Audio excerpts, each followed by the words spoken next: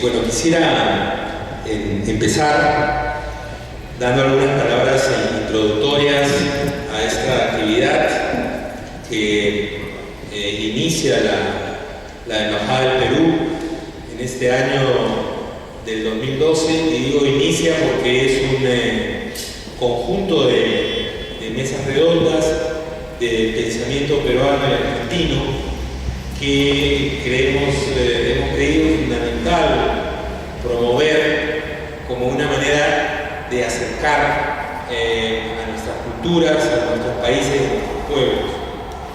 Estamos en la Facultad de Letras de la Universidad de Buenos Aires, en una de sus sedes, y en especial estamos en el Centro Cultural Paco Urondo. Y quisiera agradecer a las autoridades de la Universidad de Buenos Aires, a las autoridades del Centro Cultural Paco Urondo por habernos acogido esta noche, ¿no? Creo además que es muy importante desarrollar esta actividad en un centro cultural que lleve el nombre de Paco Urondo, ¿no? Yo como embajador del Perú, pero también como político, militante desde primera juventud, admiro la figura de Urondo, un hombre que dio su vida por sus ideas, ¿no? Y que abrió el camino a la democracia que hoy día tiene en Argentina, ¿no? Por eso quiero empezar remarcando eso, remarcando el orgullo que tenemos de estar en un centro cultural que lleve su nombre y que promueva su legado. Quizás decir una palabra nada más sobre esta actividad. Como parte del impulso a la política cultural de la Embajada Peruana, creo muy importante impulsar la comunicación entre comunidades intelectuales. Así puesto suena algo muy difícil, ¿no? Impulsar la comunicación entre comunidades intelectuales. Desafortunadamente en las últimas décadas ha habido poca comunicación entre el Perú y la Argentina, ¿no? Diría yo en general, tanto en las ciencias sociales, en las humanidades, como también en la ingeniería, en las ciencias exactas, ¿no? Y creemos que es muy importante desarrollar una política cultural que tienda puentes entre ambos países. Creo que esa es una manera más de conocernos, una manera más de entender que así como tenemos nuestra patria, así como existe la República Argentina y la República del Perú, tenemos también esta patria grande que es América del Sur y en realidad América Latina, ¿no? Esta patria grande que nos contiene a todos y que creemos es la manera de hacernos presentes en este mundo globalizado, en este mundo difícil, y encontrar, como dicen, un lugar bajo el sol. No es casual que decidiéramos empezar estas mesas redondas con el tratamiento de Juan B. Justo y Manuel González Prada, porque ha sido una manera de reivindicar el análisis de la cuestión social, que es a la que finalmente se abocan ambos pensadores, ¿no? Y que creemos que es fundamental para la construcción de nuestras nacionalidades, y porque de alguna manera la labor de Juan B. Justo y de Manuel González Prada abre el campo, abre el terreno, desbroza el terreno para pensadores posteriores, como van a ser José Carlos Mariatti o Víctor Raúl Aya de la Torre en nuestro caso, ¿no? Y al mismo tiempo, permítanme decir dos o tres cosas sobre González Prada, sin que esto sea en detrimento de la exposición de mi amigo Hugo Pereira. González Prada no es cualquier intelectual del Perú. Y digo esto porque en tiempos recientes ha habido algún intento de banalizar la figura de González Prada, ¿no? Que ha tenido de mí a un férreo opositor de esa banalización, ¿no? Diciendo que ya habían varios pensadores peruanos en el siglo XIX, post-1821, o sea, en el siglo XIX, post-independencia, que habían dicho de una manera u otra las cosas que de conjunto dice González Prada. Yo aquí quiero retomar una idea no mía, sino de un amigo y colega, una idea de César Germaná, que señala que González Prada es el iniciador de una tradición, ¿no? Y es el iniciador de una tradición porque González Prada se juntan, más allá seguramente de su voluntad, la coyuntura con la historia, ¿no? Que eso no sucede todos los días en la historia de los países y de los continentes, que eso sucede de vez en cuando nomás, ¿no? Y nos dice Germaná, en el dolor tremendo de la derrota bélica que sufrió el Perú en la Guerra del Pacífico, en ese dolor tremendo aflora en el análisis de Prada, como me decía Mariátegui, dos cuestiones fundamentales, ¿no? Aflora primero la cuestión nacional como el dolor por la pérdida del territorio, ¿no? Y ahí está el famoso discurso, dos discursos en realidad emblemáticos de Prada. El primero, el discurso sobre Grau, ¿no? Sobre el valor de Grau. Y segundo, el discurso en el Politeama, ¿no? Que es un discurso que está abriendo una colecta que promovían unos escolares de primaria, un conjunto de escuelas de niños de primaria, para colectar fondos o recolectar fondos para comprar armas, ¿no? Después de la guerra con Chile. Me parece que el discurso del Politeama es en 88, y me corrige el historiador, eso solo por no tener una precisión de la referencia. Y luego, en el caso de Grau, más precisamente, la importancia que tenía reivindicar una figura magnífica, una figura heroica, pero sobre todo, dice González Prada, reivindicar a alguien que había cumplido con su deber en un país en el que la gente no está muy acostumbrada a cumplir con su deber. Entonces, primero, esta idea de la reivindicación de la cuestión nacional y las lecciones que de ahí se sacan frente al inmenso dolor de la derrota bélica y del cercenamiento territorial, ¿no?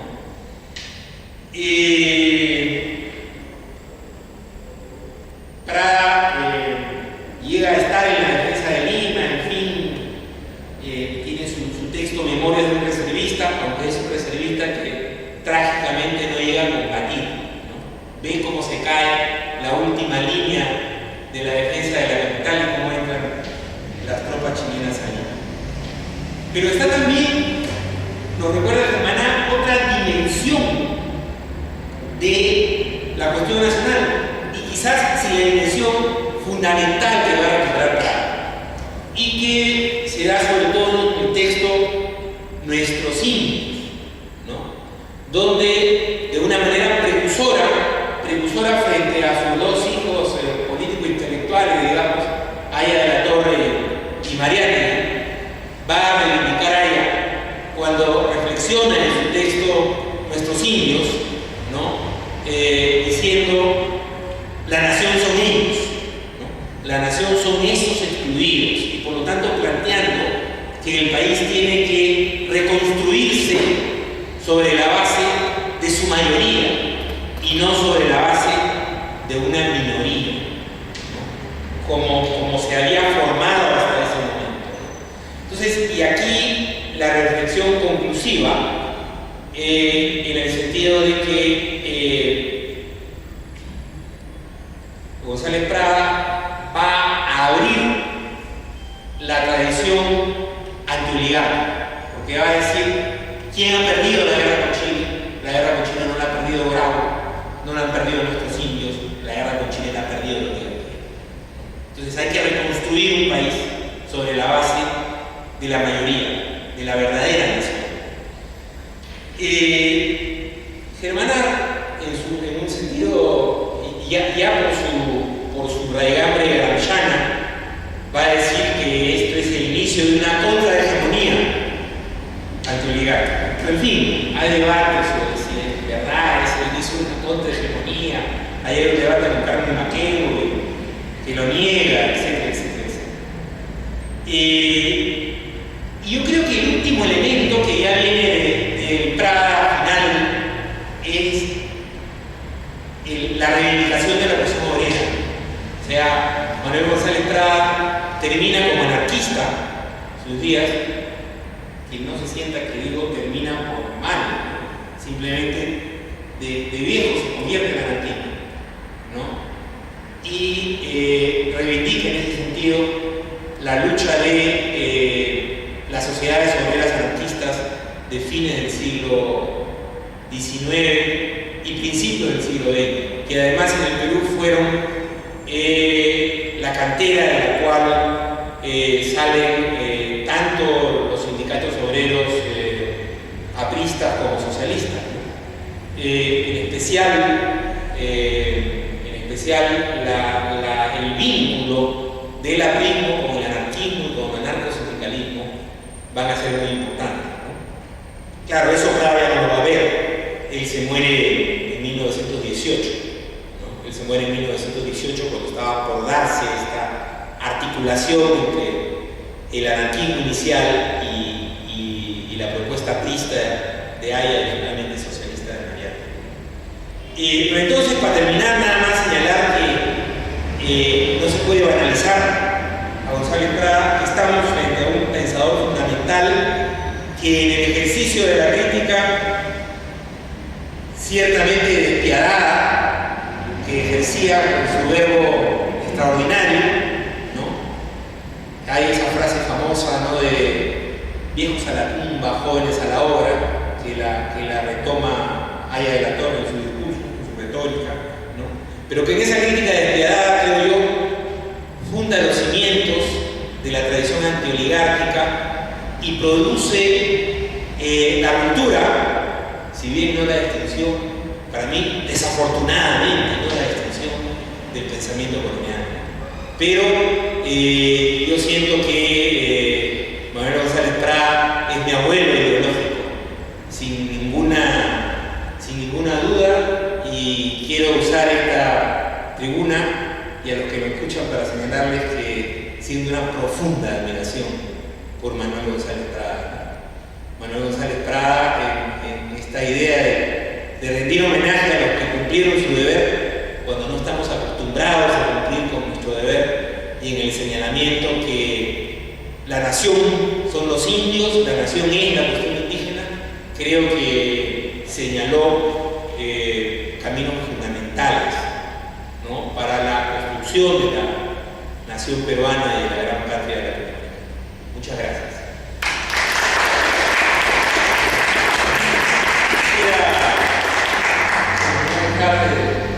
De presentar tanto al profesor Cos de la Universidad San Martín como al profesor, al doctor Hugo Pereira, nuestro cónsul general, por algunos días más, interesado también en este tema y en la figura de Manuel González Prada. No sé cómo se han dividido, si quieres empezar con la exposición sobre el 4 de agosto, y gracias. Bueno, muchas gracias. Es un honor estar en esta mesa compartiendo este rato, y muchas gracias a Omar, al embajador, por la invitación, y a Hugo por la posibilidad de compartir la mesa con él. A mí me toca hablar de Juan B. Justo. Voy a tratar de no extenderme demasiado, porque bueno, todos queremos escuchar la presentación de Hugo sobre González Prada. Lo que voy a hacer es una exposición dividida en tres partes. Primero, una breve noticia biográfica y una breve reflexión sobre el significado de Juan B. Justo, que me parece que vale la pena porque no todos somos argentinos, no todos son argentinos en el público, y porque también muchos argentinos no saben bien quién fue Gómez Justo. Eso es algo de lo que me voy enterando últimamente y que me crea cierta sensación de desconcierto. La segunda cosa es destacar dos cuestiones puntuales en relación a los estudios más recientes sobre Justo, que me parece que son de interés para una mirada reflexiva sobre su legado. Y la tercera es referir algunos puntos que me parece que pueden abrir un posible contrapunto, un posible diálogo, una puesta en relación entre Justo y González Plata, que son dos figuras más o menos contemporáneas, pero que no tuvieron relación entre sí. Tienen algunas semejanzas, pero también muchas diferencias. Entonces me parece que un poco el momento posterior de las exposiciones podría ser reflexionar acerca de esas coincidencias y distancia entre estas dos figuras. Una aclaración antes de comenzar: a diferencia de la exposición del doctor Pereira, la mía no está basada en un estudio documental directo. Yo conozco la obra de Justo, conozco la literatura sobre Justo, pero no he hecho investigación sobre fuentes acerca de esto. Entonces, más bien, lo que voy a hacer es delinear una argumentación muy basada en un corpus importante de estudios sobre Justo, sobre el socialismo argentino, sobre el movimiento obrero, sobre la cultura de las izquierdas, sobre la recepción de Marx en Argentina, que han ido apareciendo en los últimos años, que son muy importantes y bueno, que son la base sobre la cual me voy a mover en la exposición. Hay varios trabajos, si alguien quiere luego la referencia puntual, me la pide, no tendría sentido enumerar ahora esos trabajos. Bueno, noticia biográfica, primer punto, y significado de la propuesta política de Justo. Justo vivió entre 1865 y 1928. Estudió medicina en los años 80 del siglo XIX. Cuando terminó su carrera de medicina, hizo un viaje a Europa. Vale la pena destacar que se graduó con medalla de oro, fue a Europa a estudiar, a especializarse en cirugía, y según dicen muchos estudiosos, él era en ese momento el cirujano más importante de su generación. Eso lo sitúa no solo en términos profesionales, sino en una constelación de problemas y de lecturas, de ocupaciones, etc. Hace un viaje a Europa en 1889. Al regresar, estalla eso de la crisis del 90, y lo que conocemos acá como la Revolución del Padre, que hace que caiga el presidente Juárez Celman, renuncia, y se produce una serie de sucesos políticos que dan origen a la Unión Cívica Radical y que también van a dar origen al Partido Socialista, entre cuyos fundadores se cuenta Justo. Ese es un proceso interesante de seguir, que está reconstruido cada vez mejor por la literatura reciente, de cómo el socialismo argentino nace un poquito de la presencia de comuneros franceses, inmigrados, y también de militantes de la Internacional, inmigrados alemanes, que van socializando ya desde los años 70 y también en los años 80, y que Justo es parte de un grupo de argentinos que se suma a ese tipo de sociabilidad. La presencia de Justo, que es un notable médico cirujano, un tipo muy preparado, en ese grupo le da mucha fuerza y además es como una llave a través de la cual entran otras personas argentinas, profesionales y gente interesada a ese grupo que inicialmente estaba formado por inmigrantes, lectores de Marx o simpatizantes con ideas socialistas de esa época. En 1894 Justo funda, junto a otros inmigrantes, acá dice, junto con un alemán y dos españoles, funda el periódico La Vanguardia, que tuvo una trayectoria notable en la historia política y cultural argentina. Definido como socialista científico y defensor de la clase obrera, el periódico La Vanguardia. En 1895 Justo vuelve a viajar, esta vez a Estados Unidos y a Europa. Dicen muchos analistas que ese viaje es decisivo, que ahí ve una cantidad de cosas y cambia su manera de pensar sobre una serie de cuestiones. En 1896 participa del Congreso donde se funda el Partido Socialista de la Argentina, sin ser él en ese momento el líder principal. De hecho, sus posiciones en ese Congreso Constituyente son de alguna manera desplazadas por las posiciones más radicales de Lugones, que era muy joven en ese momento, y de José Ingeniero, que también era joven en ese momento y que sostenían posiciones muy radicales. Las posiciones de Justo en el Congreso del Partido van a ser recién mayoritarias a partir de 1898. Piensen ustedes que justo en ese momento es muy joven, tiene apenas poco más de 30 años en ese momento. O sea, uno piensa que estamos hablando de un señor maduro, en realidad es joven, un tipo que tiene 30 y pico de años. En 1898 él es la figura principal del Partido Socialista y lo va a ser durante 30 años hasta ese momento. Va a ser el animador principal del socialismo argentino, no el único, pero es el animador principal del socialismo argentino. Eso en cuanto a noticia biográfica. Después, en cuanto a la cuestión política, todavía dentro del primer punto, ¿no? Noticia biográfica y significado político, índole, naturaleza de su propuesta política. Desde los orígenes, desde 1896, el Partido Socialista de Justo buscó constituirse en antítesis de la política criolla. Y en la política criolla entraban, en el imaginario socialista y en el imaginario de Justo, entraban los conservadores, la oligarquía, y también la Unión Cívica Radical. Eso es bien importante. Uno de los componentes más fuertes de la prédica del Partido de Justo es la crítica a los vicios de la política criolla, la corrupción, el fraude, etc. Y la inorganicidad, la falta de programa, cosa que veía en los conservadores y también en el radicalismo irigoyenista.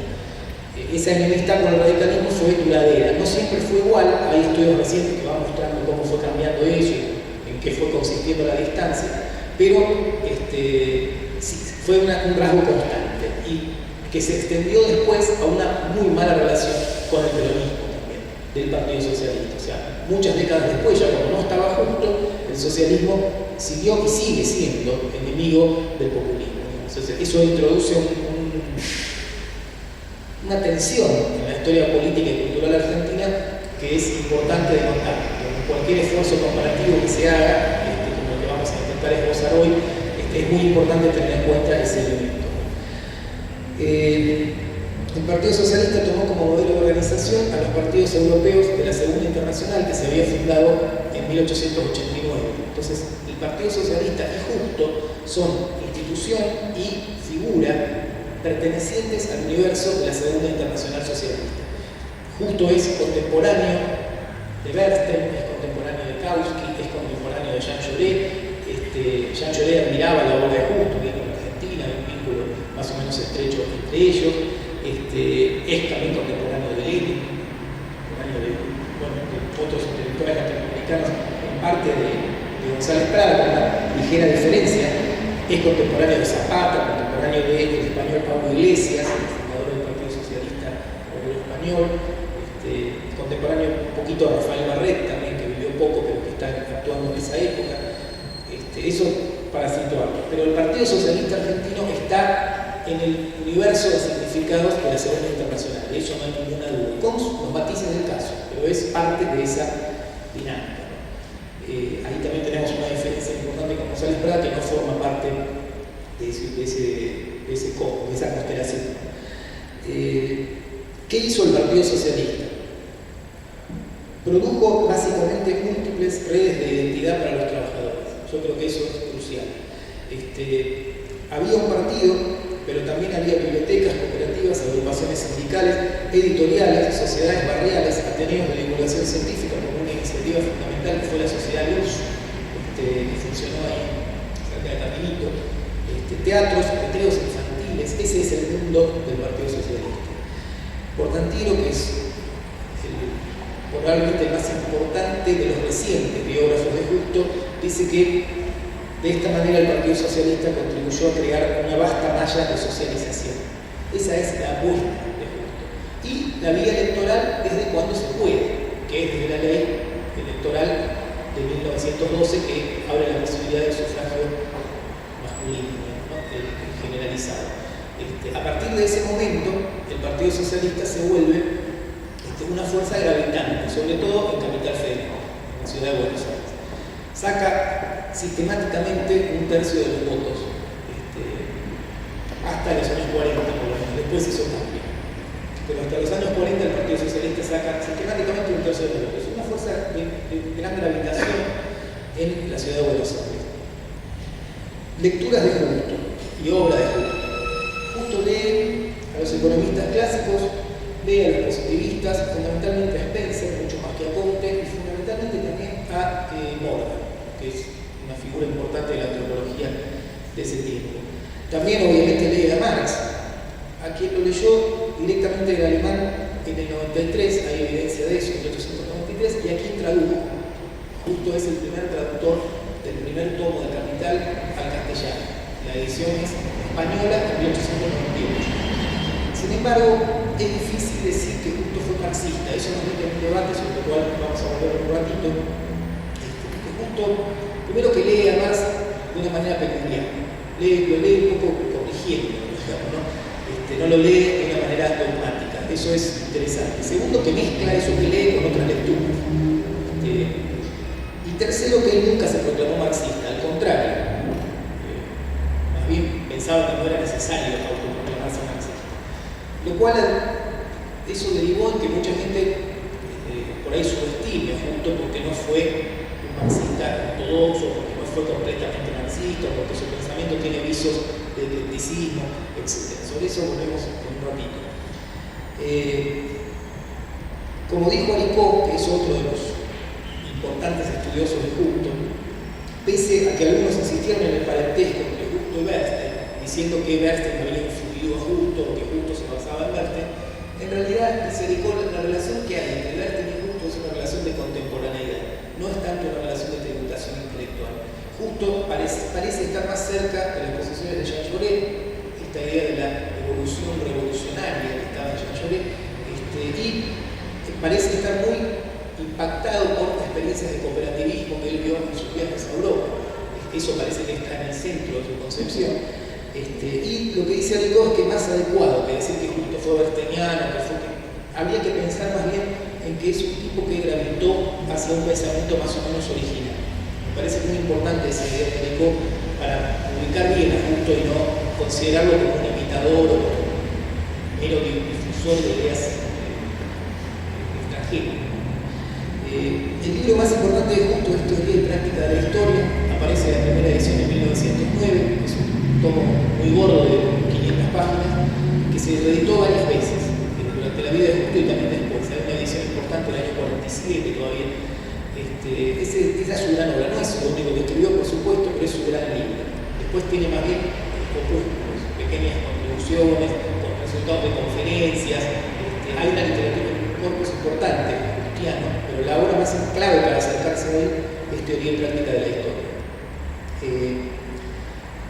También es importante un opúsculo de 1910 que se llama El Socialismo Argentino, escrito en ocasión del centenario, y donde Justo le responde a un intelectual italiano que había venido, un criminalista italiano que había venido a Argentina en 1908 y que había dicho, Enrico Ferri, que había dicho que en Argentina el socialismo era imposible y que había dicho que el socialismo tenía que ser, el socialismo argentino era en realidad más bien un radicalismo, estaba en la familia de los radicalismos y que no era socialismo porque en Argentina no había clase obrera, ni había condiciones para, ni había industria, ni ninguna condición para que hubiera socialismo. Entonces Justo en el socialismo argentino le responde a Ferri explicando por qué creía que sí podía y debía haber un partido socialista en Argentina.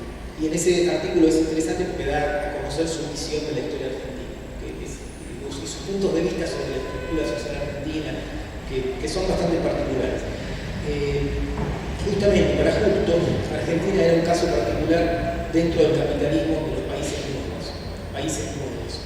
O sea, ¿cuál es el horizonte de comparación? Estados Unidos, Australia, Nueva Zelanda. Y por la vía del contraste, Justo piensa que Estados Unidos está mejor que Argentina porque en vez de latifundio tiene pequeñas propiedades, y piensa que el camino que debería seguir Argentina es el que van siguiendo Australia y Nueva Zelanda. Esos son un poco sus modelos. Una combinación de eso con algunas experiencias cooperativistas que ve en Europa, particularmente en Bélgica. Eso es lo que él está pensando cuando piensa para dónde va la historia. Dice, la cuestión agraria es el problema más palpitante de la vida nacional. Cuando dice eso está pensando en el latifundio. O sea, y eso es un punto de contacto fuerte con González Prat, que fue un crítico importante del latifundio en un contexto muy distinto. El latifundio peruano era otra cosa. Pero ese es un punto clave donde me parece que hay un horizonte por lo menos de problematización conjunta. Un poco en el lenguaje del positivismo decimonónico, la noción fundamental que usa Justo para hablar de estos temas es la noción de parasitismo.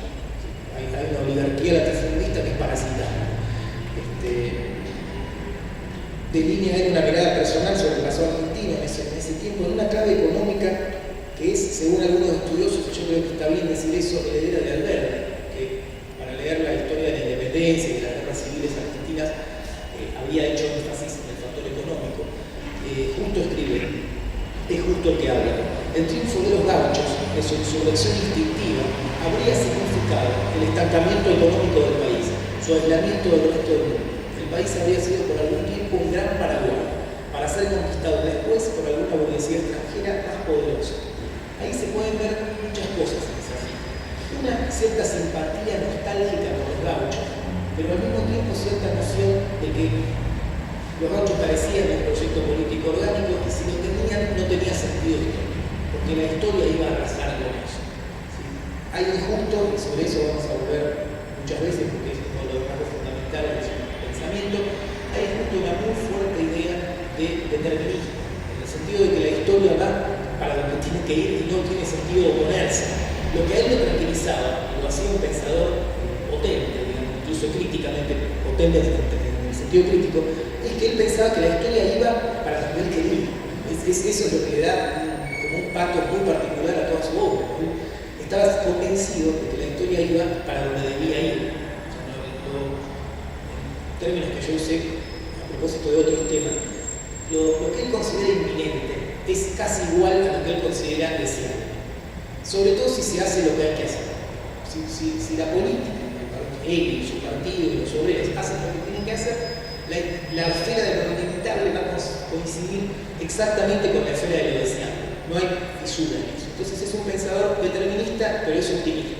Y su potencial crítico proviene de esa combinación. El polémico tema del librecambismo justista, del cual fue muy acusado después por todas las corrientes nacionalistas, etc., se inscribe en esa discusión de su concepción sobre el capitalismo argentino. Justo no es que está pensando que está bien la situación del mundo imperante, donde hay imperialismo, donde hay una oligarquía parasitaria, etc. Él lo que piensa es que hay que ser librecambista porque cualquier idea de proteccionismo tiene dos problemas. Una, perjudica a los trabajadores, porque sube los precios de los productos que los trabajadores consumen. Dos, el proteccionismo conduce a la guerra con las naciones. Entonces, Justo es liberal en lo económico, lo cual le costó muy caro retrospectivamente. Uno de los grandes problemas de la historia del socialismo argentino es dar cuenta del liberalismo como un pueblo. Y es una gran desgracia. Y tuvo críticos tempranos, en ese sentido, uno de los cuales también un intelectual muy importante que valdría la pena incorporar a esta constelación, que es Manuel Urbano. Se milita un tiempo en el Partido Socialista, después se enoja, se va, en gran medida por esta discusión sobre cómo pensar la economía y cómo pensar la cuestión industrialista y qué sé yo. Manuel Ugarte es un abuelo, para usar la expresión del embajador, de todas las corrientes nacionalistas de izquierda, que son socialistas nacionales. Hay todo un linaje de eso, muy contrapuesto a Justo, y que encuentra en Ugarte, que también anduvo cerca del Partido Socialista en un momento de su vida, encuentra en Ugarte un predecesor. Pues ahí hay una de las aplicaciones de los distintos linajes que se fueron armando en relación con él. ¿Cómo era Justo? Para terminar con esta primera parte, ¿cómo era Justo? Según Portantiero, su férrea disciplina lo llevaba a un puritanismo extremo, casi de cuáquer, temperamento que le transmitió al partido. Eso es importante. Hay como una imagen de Justo, que era un señor muy austero, muy rígido, casi un puritano, casi un cuáquer. Yo no voy a poner en cuestión eso, creo que es cierto, eso que dice Portantiero, pero solamente quería mencionarles, leerles dos párrafos de Justo, para equilibrar un poco esa imagen, tomados de la biografía que hizo Cuneo, que fue un militante del Partido Socialista, discípulo de Justo, escribió la biografía más grande sobre Justo. Casi una geografía, pero contiene muchísima información del lugar. Habla Justo. Amigo de las cosas concretas, me encuentro a mis anchas en un medio de ideas tan sencillas. Enemigo de las ceremonias, me gustan las reuniones obreras, en que los que quieren fumar y se dejan el sombrero puesto y donde cualquiera preside, y todos hablan si tienen algo que decir, pero cuando uno lo ve fastidia medio demasiado rasandrero, yo ahora, se le pide sencillamente que se calle. O sea, eso lo pinta bien. Un tipo le gustaba esa simpleza. Dice eso, amigo de las cosas concretas. Me encuentro a mis anchas en un medio de ideas sencillas. Eso es lo que le importa a él. Un hombre cultísimo, maneja la estadística, es un cirujano de primera, lee un montón de cosas, teoría y práctica de la historia parece un libro, o sea, mucho más que un libro de González Prada, parece un documento brasileño. Es un libro lleno de cuadros, de estadísticas, de cosas, de información de cuántas hectáreas, de cuántos bienes que exportan uno, otro. Es un tipo que escribe así, pero porque es amigo de las cosas concretas. Sobre eso también voy a volver en el cierre. Él defendía a Sancho Panza. Decía que los socialistas y los obreros no tenían que meterse en disquisiciones filosóficas que los llevaban a plantearse pseudo problemas y dejarlos con problemas generales. Decía había que ser como Sancho Panza, cultivar una especie de realismo ingenuo. Eso me parece que lo pinta bastante bien. Otro pasaje, casi textual, modifiqué un poquito para hacerlo más bien, para que se den cuenta cuál era su proyecto político. Más cerca, perdón. ¿Sabes? Tengo miedo de estar imitando mucho. En las cooperativas de consumo, los trabajadores manejan colectivamente grandes intereses y se ocupan de las cuestiones económicas prácticas con mucha más amplitud que como las conocerían en su simple carácter de asalariados. Esto es lo que necesita la clase trabajadora: hacerse capaz de administrar la producción y el reparto de las riquezas sin necesidad de una clase privilegiada que la provea de directores. O sea, eso es lo que él tiene en la cabeza. Un poco la idea de que el capitalismo no va a caer por una guerra de clases. El capitalismo va a caer primero porque eso es una necesidad histórica y segundo, va a caer por una especie de combate que se le puede hacer a los trusts, a los monopolios, al imperialismo, a todo eso que él lo ve como un fenómeno real de su tiempo, y que lo ve como algo ominoso y enorme y al mismo tiempo admirable, porque él admira la gran industria, le parece un fenómeno fascinante, pero él lo que dice es que contraponiéndole a eso grandes cooperativas, primero de consumo y luego también de producción, vamos a poder desplazar al capital privado y vamos a poder corregir el rumbo de la historia. Un poco esa es la imagen que tiene Justo. Obviamente el horizonte revolucionario está muy lejos del tiempo. O sea, él no es un militante de la revolución. Ni siquiera se pronuncia demasiado sobre eso. Cuando es la revolución rusa, él dice: es una vía aceptable para la Unión Soviética, pero eso no es aplicable a la Argentina. Con lo cual también se gana la crítica eterna del comunismo. Entonces, todos los comunistas que aparecen desde el 20 en adelante van a ser de Justo un blanco de críticas por no ser lo suficientemente revolucionario. Esa es otra línea muy crítica de la posición del comunismo. Justo pensaba en otra cosa, pensaba en un gran mundo corporativo contrapuesto al mundo de la empresa privada. Es muy crítico de la empresa privada, muy crítico del mundo financiero, muy crítico de la bolsa, de todo eso. Los párrafos sobre eso son fantásticos, pero lo que él está pensando es que con las cooperativas se va a lograr invertir la tendencia, o corregir la tendencia, enderezar la tendencia.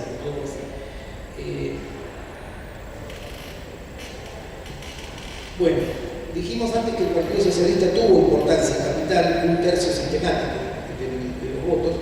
Sin embargo, nunca tuvo peso en las provincias ni fue capaz de establecer alianzas con otras fuerzas. Ahí, según muchos autores, entre ellos Aricó, que fue muy comprensivo con Justo, pero también fue muy crítico de Justo, dice: ahí es donde radica la debilidad de la hipótesis de Justo. Un partido que, por las ideas que tenía Justo sobre la historia, ese determinismo optimista que necesariamente iba a llevar todo lo que él quería, o sea, la historia de su parte, y una idea de la política como una especie de relación transparente y no problemática entre clase social y partido, él pensaba que la historia estaba de su lado y que el triunfo de los obreros y del socialismo era algo que iba a pasar de todas maneras. No había que hacer demasiadas cosas y básicamente no había que traicionarse. Había que insistir en ese camino tercamente, sabiendo que la historia estaba del lado de él. Esa es un poco la debilidad de la hipótesis de Justo, según Aricó, y ya también según un observador contemporáneo, como Lisandro Latorre, que había dicho de Justo: ese partido es un partido contradictorio e impotente, dice Lisandro Latorre, porque no quiere el poder ni tampoco quiere la revolución. Entonces, ¿qué quiere? Aricó dice: Lisandro Latorre dio en la tecla, porque señaló la limitación de la hipótesis de Justo. O sea, ni la historia estaba tan del lado de Justo, ni la política era tan transparente. Justo y en su partido, en la comprensión de la política. La política fue para otro lado, de alguna manera fue para otro lado. El fenómeno del populismo, la historia argentina fue para otro lado, y los obreros se identificaron más con otras propuestas. Primero con Irigoyen, luego con Perón, y el socialismo siempre quedó siendo como una opción secundaria, nunca fue la opción principal de los trabajadores argentinos, pese a todas las cosas interesantes que tiene. Con eso termino la primera parte, las otras dos son mucho más breves, así que no se preocupen. La parte 2 es señalar solamente dos cosas. Junto como lector heterodoxo de Marx, y también arriesgaría yo una pequeña hipótesis personal a toda esta discusión, justo como marxista heterodoxo, más allá de que él haya dicho que no le interesaba ser marxista, que no había que hablar de él, yo creo que es interesante pensar desde una historia política renovada en América Latina justo como un marxista heterodoxo. ¿Por qué? Yo diría para salvarlo, entre comillas, en el sentido orteguiano, ¿no? De la expresión salvar las circunstancias. Salvarlo de las acusaciones de eclecticismo, de semiliberalismo, un montón de cosas que se dijeron del reformismo, que en general son todas peyorativas. Yo creo que justo hay un pensamiento original y hay un pensamiento que es creativo y que es recuperable en muchas de sus obras. Sus páginas que critican al mundo financiero son casi vigentes, y si no vigentes, por lo menos lo suficientemente intensas como para merecer ser releídas, lo mismo que todo su entusiasmo por las experiencias cooperativistas. Esas páginas son muy recuperables, entre otras cosas. Insisto con lo de heterodoxia, tiene que ver con lo que conversábamos antes, cómo se aclimatan las ideas se usan de una manera un poco canibalesca, antropofágica, no necesariamente se hace bricolaje extraño, no necesariamente hay que ser un lector literal para merecer ser llamado marxista. Justo conocía bastante bien la obra de Marx como para merecer ser llamado marxista, y sí creo que con ese adjetivo es un marxista heterodoxo, que usó eso que leyó de una manera personal, creativa, etc.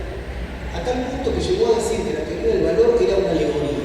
Como él no estaba de acuerdo con algunas cosas de la teoría del valor, dijo, no, eso es una ficción que Marx planteó por razones políticas y retóricas, digamos, ¿no? Entonces sí, estoy de acuerdo porque por razones retóricas es interesante pensar así, pero ni la plusvalía ni la teoría del valor funcionan como Marx dice. En realidad lo que sucede es otra cosa, y todo eso es una alegoría que nos sirve para movilizar a los trabajadores a favor de nuestra causa. Sobre eso se podría hablar más, lo voy a dejar pasar. Insisto en algo que ya mencionamos. Él propone una lectura de Marx no filosófica, completamente deshegelianizante. Me molesta mucho la presencia de Hegel en Marx. Él dice que todo eso es una jerga incomprensible que no sirve para nada, y dice que hay que cultivar el realismo ingenuo de Sancho Panza. Lo cual, como señala mucho crítico, es medio falso, porque él no era Sancho Panza. O sea, era un tipo muy formado. Pero al defender eso, él está defendiendo un tipo de relación con ese legado cultural e ideológico particular, ¿no? Una relación de los obreros con el legado marxista, por ejemplo, que creo que es interesante. El segundo punto que yo quería destacar en esta segunda parte es algo que ya vimos, solamente redondearlo. Hay una especie de saga de Justo, una especie de aventura, de peripecia de Justo en la cultura argentina, que bueno, tiene que ver con su accionar, pero también tiene que ver con las escisiones del partido, que tuvo muchas, tiene que ver con las críticas que fue recibiendo Justo, que llevan a que su lugar en la historia cultural y política argentina actual sea un lugar medio borbonero. O sea, no es un lugar tan central como el que debería ser, de acuerdo a la significación y a la envergadura, por lo menos intelectual de la persona. ¿Por qué? Bueno, básicamente por esto que hablamos antes. Una apuesta política un poco miope que llevó, no sé si miope por defecto propio o porque la realidad se vio de esa manera, y que produjo que ese partido terminara enfrentado con las dos fuerzas más populares de la historia política argentina, que fueron el radicalismo primero y el peronismo después. Entonces, para esas dos corrientes, Justo es una especie de raro, de excéntrico, minoritario y irrelevante. Es muy criticado Justo en sus posiciones y en las de su partido también por esa corriente que llamamos izquierda nacional y nacionalismo de izquierda, que son parecidos pero no son lo mismo. Hay críticas muy duras ahí, se acusa Justo de liberal, se le acusa de liberal económico fundamentalmente y de antinacional, por esa Entonces es un pensador que en el imaginario de las izquierdas nacionales y del nacionalismo de izquierda es visto como liberal en lo económico barra antinacional y tributario de la tradición liberal positivista de la historiografía argentina, contra la cual la izquierda nacional discutió mucho. Ejemplo más grande de esa discusión está en Jorge Abelardo Barros. Y también la obra de Justo fue blanco de críticas muy fuertes por parte de las izquierdas revolucionarias, desde el primer comunismo, pasando por todas las posiciones que pensaron que la revolución estaba a la orden del día. O sea, todo aquel que pensó que la revolución estaba a la orden del día vio bajo, o desconoció el legado de Justo, o lo vio como un reformista que no merecía ser llamado marxista, o que no merecía ingresar en el panteón de los hombres ilustres de ese linaje. Hoy sigue siendo difícil sentar a conversar a un miembro puro de la tradición socialista, hay pocos, no hay. Sentarlo a dialogar con un simpatizante, por ejemplo, de la línea nacional popular. Sigue siendo un desafío muy grande sentarlo y que no terminen a los golpes. Porque hay realmente visiones muy dispares sobre la historia y sobre la política. Y por último, ¿cómo pensar esto de Juan B. Justo en relación con González Prada? Semejanzas. Una cosa que quedó planteada en el primer momento, ¿no? Ambos son precursores en la tematización de la cuestión social. De eso me parece que no hay duda. Ambos son precursores de la democratización e incluso de empezar a imaginar formas más radicales de democracia. Creo que eso es interesante, incluso en las denuncias que hay contra la Comisión Tribunal de la Mujer en ambos casos. Creo que hay una cantidad de temas. También lo que dijimos, la visualización del problema del latifundio. También son parecidos en la apropiación del legado positivista, que no es igual. Me parece que González Prada simpatizaba un poco más con Comte, hacía una lectura particular de Comte. En el caso de Justo no aparece Comte, aparecen otros autores, pero me parece que ahí hay todo un lenguaje, un uso de un tráfico de metáforas, diría. Básicamente es eso, ¿no? Es un tráfico de metáforas que es interesante, sería interesante seguir y comparar. Eso hace que ambos hayan sido tremendos devotos de la ciencia. Eso, ahí me parece que hay un horizonte de comparación muy fuerte. Ambos son cultores de la idea del progreso. Creo que son tributarios ambos, no estoy tan seguro en el caso de González Prada, esperar la presentación del profesor Pereira. Son optimistas, saben que la historia va hacia donde ellos decían, más o menos. En el caso de Justo eso es indudable. Hay una referencia linda en el libro de Cunio, que me pareció muy interesante como dato de época. Justo había leído y estaba bastante entusiasmado, al parecer, según creo entender de lo que plantea Cunio, con un libro interesante que apareció a fines del siglo XIX, de un autor que se llamaba Eduardo Bellamy, que es una utopía, se llama En el año 2000, es una utopía socialista, un escritor norteamericano que escribe. Hay un personaje que se llama, no me acuerdo, Julian West, me parece que es el héroe de ese libro, se queda dormido en 1887 y se despierta en el año 2000 en Boston, y cuando se despierta el mundo está organizado según los principios socialistas y es todo lindo, qué sé yo. Cunio señala en un momento que eso es lo que pensaba Justo que iba a pasar, con lo cual es un ejemplo muy, o sea, Cunio lo conoció personalmente, Justo es un ejemplo muy claro de ese optimismo histórico, que hoy además en gran medida la izquierda fue perdiendo. En ese momento no era tan difícil encontrar un personaje radical o socialista o anarquista pensando en esa coordenada. Hoy es más difícil. Anticlericalismo, antimilitarismo, hay los dos, intensos además. Hay un iluminismo de fondo, eso me parece que es importante, la idea de la luz que alumbra las conciencias. No se olviden eso que dijimos, la sociedad luz. Formar una sociedad para enseñarle a los obreros higiene, fisiología, armar bibliotecas, ciclos de charlas, todo para los obreros. Centralidad de la educación de los sectores populares. Y bueno, ambos son pensadores de profunda etnicidad. Yo creo que eso no está en duda. Hay un montón de semejanzas que creo que sería interesante profundizar y debatir. Diferencias, aparte de lo obvio, el socialismo no es lo mismo que el anarquismo. Siempre está más asociado desde cierto momento al anarquismo. No es igual, son utopías distintas, planteamientos distintos, hay una constelación distinta de referencias. La localización general, también es generacional, es distinta también. González Prada es 20 años mayor que Justo, aunque conviven un tiempo, pero digamos, González Prada es un tipo maduro en la época de la guerra, es un señor muy consciente en la época de la guerra del Pacífico. Justo en ese punto todavía no gravita. Hay una pequeña diferencia ahí. Justamente la guerra del Pacífico es una experiencia decisiva en González Prada, no hay algo equivalente justo, en esa guerra me parece que no tenemos ninguna cosa con la que hacer una analogía en ese plan.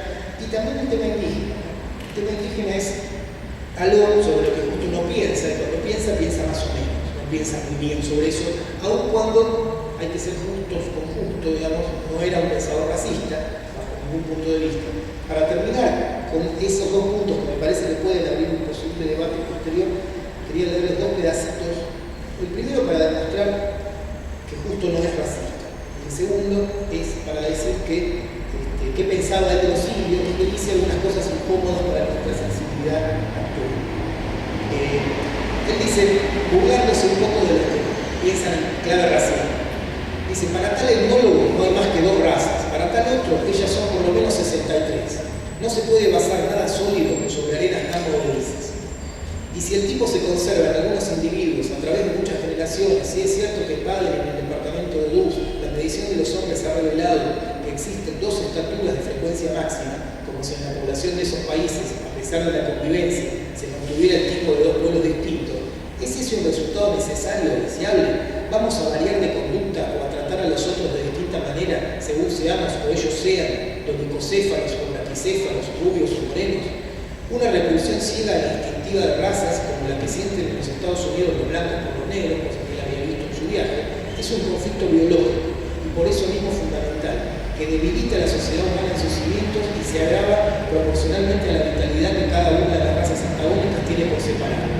En el sur de los Estados Unidos, solo la inmigración de pueblos que se crucen con las 2 razas existentes puede preparar un porvenir mejor. ¿Para qué hablar de razas? No puede conducirnos sino a un orgullo insensato o a una deprimente humillación. Todo pueblo físicamente sano tiene en sí los gérmenes de las más altas aptitudes cuyo desarrollo es solo cuestión de tiempo y oportunidad.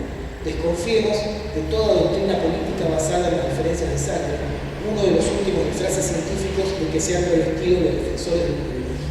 Esas palabras nos llenan de orgullo, que son de Justo de teoría y práctica de esto. Pero después dice Justo, cosa que nos molesta, que no nos llenen tanto de orgullo. Dice, entre pueblos salvajes y bárbaros, después en el mismo libro, ¿no? Entre pueblos salvajes y bárbaros, la guerra subsiste como forma instintiva de la lucha por la vida. Entre sociedades civilizadas es un crimen, entre sociedades civilizadas es un crimen. Cada vez más difícil de consumar y más peligroso para la clase privilegiada a medida que avanza la conciencia política del pueblo trabajador. Cada pueblo está obligado, acá cambia un poco el registro, no se olviden que dijo entre las sociedades civilizadas es un crimen. Cuando una sociedad civilizada hace la guerra con una no civilizada es otra cosa. Entonces va a decir, los conflictos entre pueblos alejados étnica y geográficamente son tanto más simples cuanto mayor es la diferencia de cultura entre las partes combatientes. Con un esfuerzo militar que no compromete la vida y el desarrollo de la masa del pueblo superior, estas guerras franquean a la civilización territorios inmensos. ¿Puede reprocharse a los europeos su penetración en África porque se acompaña de crueldades? Es una pregunta. Y después dice, crimen hubiera sido una guerra entre Chile y Argentina por el dominio político de algunos valles de los Andes, entre sociedades civilizadas, cuya población y cultivo se harán lo mismo bajo uno u otro gobierno. Pero, ¿vamos a reprocharnos en haber quitado a los caciques indios el dominio de la Pampa? O sea, con la difusión de la cultura, más raras se hacen las ocasiones de semejantes guerras. Para que desaparezcan, sin embargo, será necesario que los pueblos marchen a la par por el camino de la historia. Suprimidos o sometidos los pueblos salvajes y bárbaros, incorporados todos los hombres a lo que hoy llamamos civilización, el mundo se habrá acercado más a la unidad y la paz, lo que ha de traducirse en mayor uniformidad del progreso. Ahí tenemos distancia, y con eso termino y les agradezco mucho. Gracias.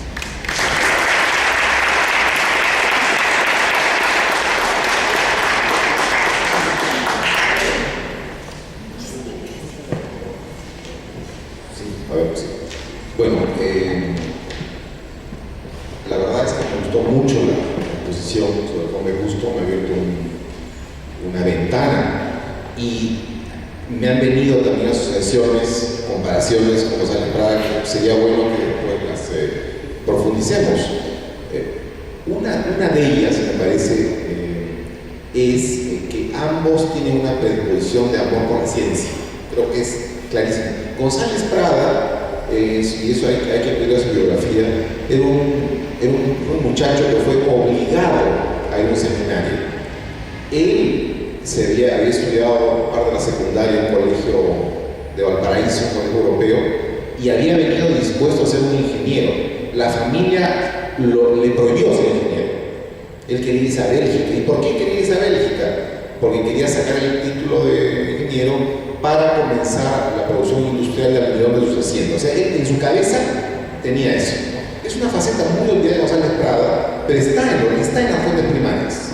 A González Prada se lo recuerda más como político, como vamos a ver, pero creo que para este efecto la comparación con Juan B. Justo es interesantísima, ¿no? Otra cosa también es que ambos viven la gran transición, el paso a este capitalismo heroico del que habla un historiador del arte, Kenneth Clark, ¿no? El paso, pues, es estas sociedades del carbón y el acero a la electricidad. Estamos hablando del tránsito del siglo XIX al siglo XX. Es un salto descomunal en todos los terrenos. En la medicina es descomunal. Entonces, ambos viven impregnados. Yo creo que ese optimismo que ambos tienen tiene que ver con esto, ¿no? Tiene que ver con ciudades que súbitamente son iluminadas en sus calles. Imaginemos lo que para un hombre del siglo XIX era eso, que de pronto el gas se reemplaza por una masiva iluminación eléctrica. Es una cosa espectacular, ¿no? De hecho, algunos de los revistas que he estudiado se llama la luz eléctrica por eso. En fin, hay una serie de asociaciones. Otra es la estirpe antioligárquica y la crítica a la base material de la oligarquía, en este caso las tierras. Esto, digamos, es otra asociación clarísima, ¿no? En fin, podemos seguir, y la verdad que felicito por la exposición, muy interesante. Lo mismo, embajador, usted, con sus palabras, me ha permitido, digamos, tener un marco que me va a evitar mencionar detalles que ya han sido mencionados con tanta claridad, ¿no? Sobre la figura de González Prada. González Prada es el gran pensador, es el primer izquierdista peruano, me atrevería a decir eso, en el sentido más amplio. Antes de él no hubo pensadores progresistas, hubo anticlericales, en fin, pero el gran pensador que ve el Perú como un todo, para comenzar, y ve una línea de desarrollo, ve una línea de desarrollo cualitativo de la nación, es González Prada. Entonces, eso es lo básico, lo primero que mencionó el embajador. Lo que quería mencionar aquí, o como otra idea también fundamental, es que González Prada tuvo en su primera etapa una tradición de tipo radical, no anarquista como se piensa en el Perú. Hasta el año 91, en que él parte a Europa, luego de fundar su partido, la Unión Nacional, hasta que regresa al Perú, en ese tránsito él absorbe las ideas anarquistas. Eso quiere decir que el González Prada anterior a 1891 es puramente radical, y con, obviamente, aportes del liberalismo del siglo XIX, que vamos a ver ahora, ¿no? Pero el posterior, a partir del 98, comienza a tener un discurso anarquista. Esta idea es fundamental. Yo aquí me voy a centrar más en ese primer González Prada, el González Prada radical, el González Prada del discurso neopolitano, como mencionó el embajador Lynch. El radicalismo, esta palabra es a veces difícil de estudiar. Hay poco estudio sobre el radicalismo. Y yo creo que es inevitable que me refiera a las raíces del radicalismo. El radicalismo nace en Inglaterra, en el siglo XVIII, como producto de toda esta trayectoria que viene el XVII de lucha contra la monarquía, de lucha contra el autoritarismo. Y concretamente, en el siglo XVIII, en torno al ideal del sufragio universal. Esa es la bandera del radicalismo británico, digamos. Es aparte del tema general, una modernización de las instituciones, ¿no? Una modernización radical de las instituciones. Bueno, este radicalismo pasa al continente, sobre todo a Francia, y es ahí de ahí donde sale ese radicalismo que influye a Sudamérica. No es el británico primero, sino es este radicalismo continental, digamos, sobre todo francés. Piensen, por ejemplo, figuras emblemáticas, Georges Clemenceau, ¿no? En Francia. ¿Qué ideas tiene este radicalismo? Bueno, para comenzar, el sufragio universal. Eso se mantiene. Pero también la idea de la separación de la Iglesia con el Estado es una constante este pensamiento radical francés. La lucha contra la política, con los excesos de la política colonial, es otra línea. Las reformas fiscales también es otra línea.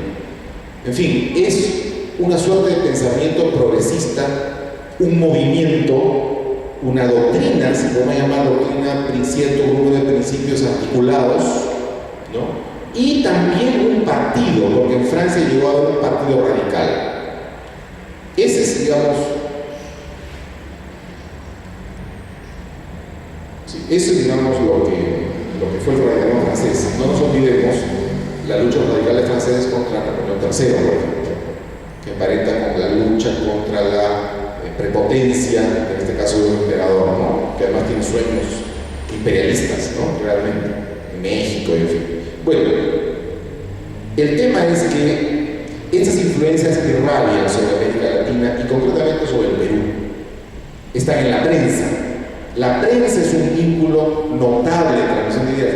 Me atrevería a decir, aunque todavía no lo puedo demostrar, que es la prensa la que filtra estas ideas y no los libros necesariamente. Porque los libros llegan en francés y solo lo puede leer una élite muy pequeña, ¿no? De hecho, González Prada leía en francés, por ejemplo. Pero el gran puente es la prensa. Entonces, en el Perú, ya desde antes de la Guerra del Pacífico, aparece un proto-radicalismo encarnado en dos personajes. Estamos hablando de las décadas del 50 al 70 del siglo XIX. Estos dos personajes son el chileno Francisco Bilbao, personaje muy interesante, y posteriormente Mariano Amézaga. Estamos hablando, repito, de antes de la Guerra del Pacífico. Ya son, digamos, radicales, ya no son solo liberales, porque los radicales son liberales de izquierda, liberales más, digamos, tirados a la izquierda. Ese es el origen del radicalismo en el Perú. Bilbao, en la época del presidente Echenique, imagino cómo habrá sido eso, en el siglo XIX en el Perú, funda una sociedad para el desarrollo de la racionalidad y para abolir la esclavitud. Yo imagino cómo habrá sido eso. Por eso terminó deportado, ¿no? Porque, digamos, decir eso en el Perú debe haber sonado como una bomba atómica en ese momento, ¿no? Lo mismo Mariano Amézaga. Mariano Amézaga es un personaje que se opuso mucho al civilismo. El civilismo era un partido de origen oligárquico fundado por Manuel Pardo, que intentó tener un proyecto nacional, pero sobre la base de este orden oligárquico, ¿no? En la época del Guardia del Salitre. Él fue gran enemigo de los civilistas. De hecho, condenó, por ejemplo, los acuerdos que pretendió hacer el civilismo y Francisco García Calderón, famoso civilista, con los norteamericanos en la guerra para entregar el puerto de Chipote. Él tiene un libro sobre eso, ¿no? Y también en Amézaga se nota una cosa extraña, una religiosidad, es otro caso extraño, una religiosidad que lo lleva a venerar a Cristo, por ejemplo, pero desde una óptica no católica, tan no católica que un colega que está aquí, que es pariente diplomático, Carlos Amézaga, me contó, y me lo creo a pie juntillas, que cuando Mariano Amézaga caminaba por la calle de Lima, las damas que lo veían acercarse se pasaban a la vereda, porque era como un demonio a la vereda de enfrente, era como que se presionaba, era como un demonio, por decir estas cosas, siendo un hombre tan profundamente espiritual, porque conmueve la visión humanitaria, la visión humanista y su sentido de la religiosidad, pero separada de la religión católica, de la institucionalidad católica, ¿no? Bueno, estos son los dos proto-radicales peruanos: Amézaga, Mariano, y Bilbao, Francisco, chileno. personaje chileno. Había mucha relación entre Chile y el Perú. Se rompió con la guerra, pero había una enorme relación, gigantesca entre Chile y el Perú. Y esta es una prueba de eso, ¿no? De un pensador prácticamente considerado como actividad en el Perú, ¿no? Que dejó una huella en el Perú. Bueno, vayamos entonces al personaje, Manuel González Prada. Ya el embajador, de manera bastante clara, nos adelantó quién era. No sé si ven ustedes. Manuel González Prada, esta es una portada de uno de los periódicos radicales peruanos, La Integridad. Es un retrato de 1891 hecho por Evaristo San Cristóbal. Esta es, digamos, la etapa, digamos, de oro del radicalismo peruano. Ese año, en el 91, se fundó la Unión Nacional, el Partido de los Radicales. González Prada hay que ver dos razones, dos circunstancias que lo condujeron al radicalismo. La primera ya la mencionó el embajador, la Guerra del Pacífico. La Guerra del Pacífico, que fue la guerra entre Chile por un lado y Perú y Bolivia por otro, fue una especie de corriente eléctrica, por no decir una picada eléctrica, a más de un peruano. O sea, que les trastornó su mundo.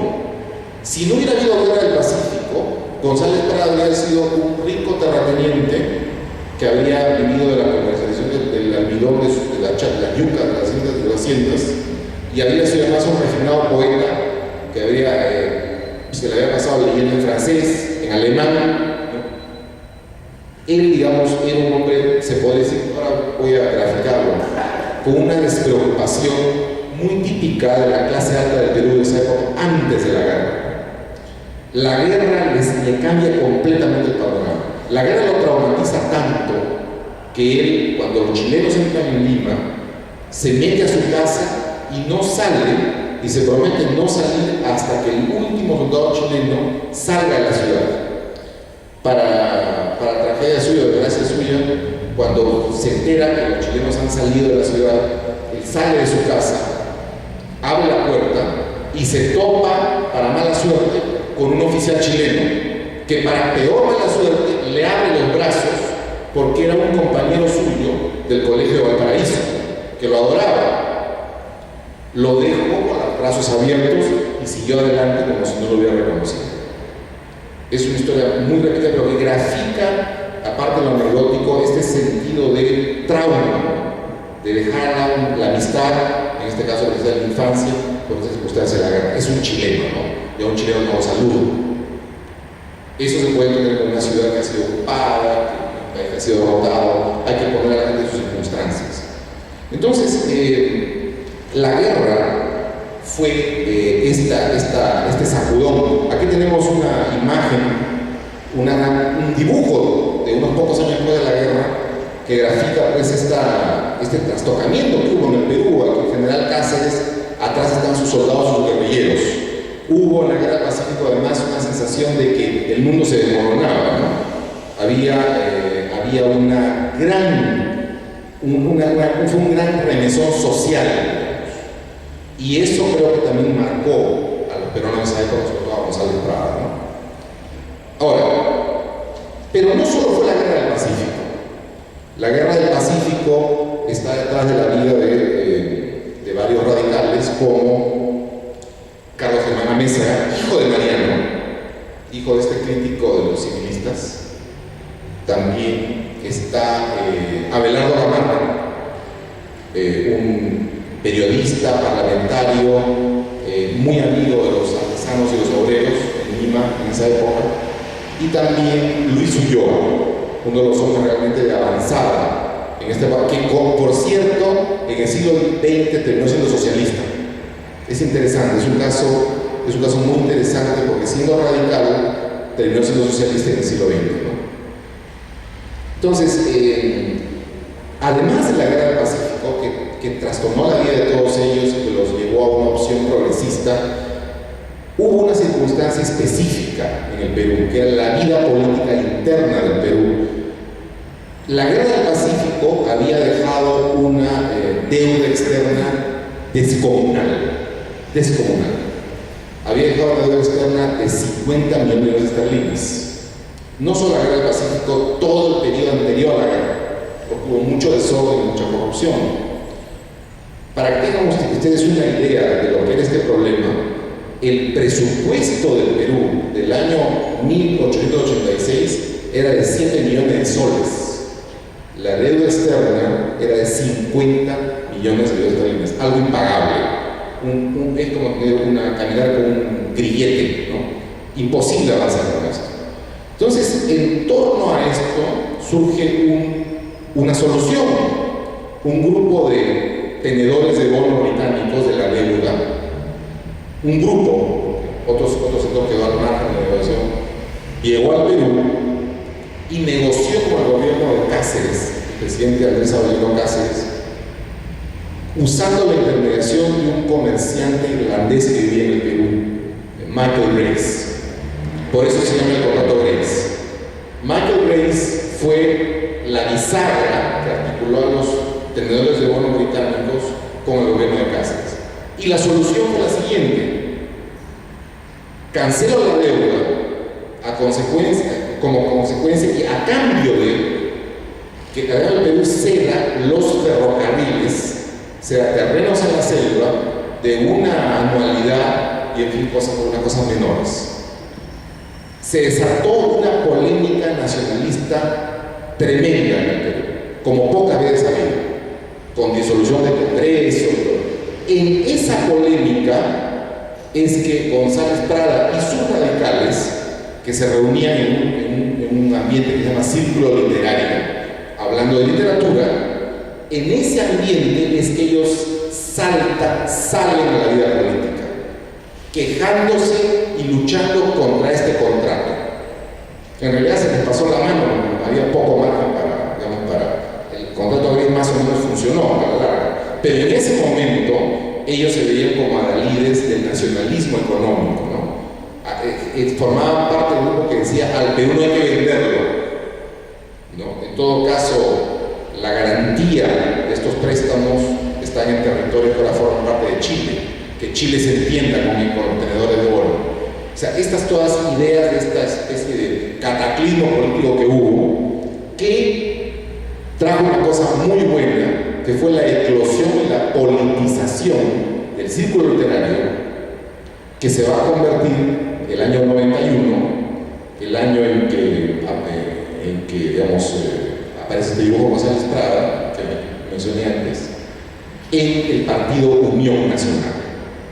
Yo creo que estas dos ideas, estas dos circunstancias, la guerra del Pacífico y la negociación por el contrato Grace, que se da entre el año 88 y 89, son los dos elementos que catapultan el radicalismo peruano.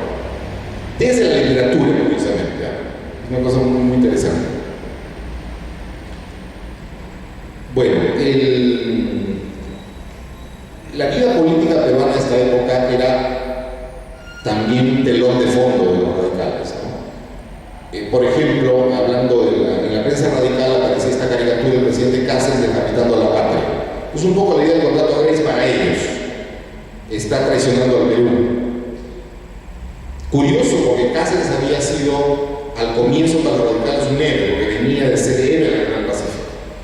Ellos decían: se ha visto rodeado de los civilistas, de los oligarcas, y ahora está entrando al juego de ellos de succionar los jugos del Perú, ¿no? Y esta caricatura un poco plasma eso, ¿no? Los oligarcas, por ejemplo, retratados en la prensa radical. Aquí vemos a Candamo, vemos a Rosas.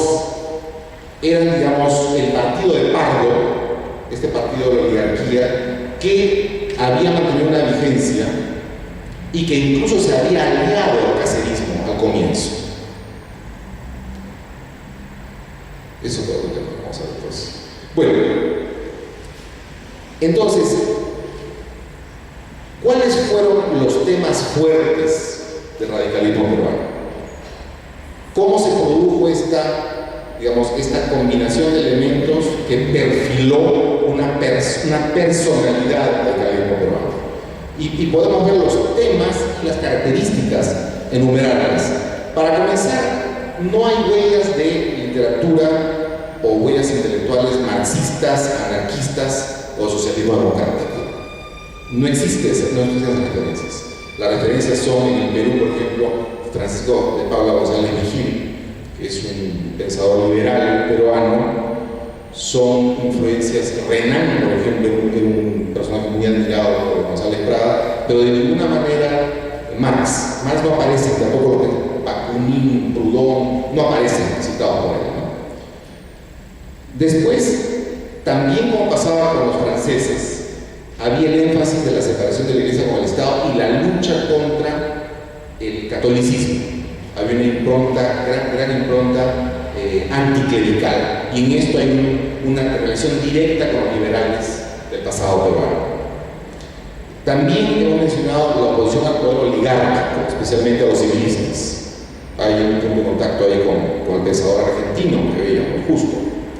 El nacionalismo económico, la lucha contra la corrupción, graficada en este tema del contrato Grace.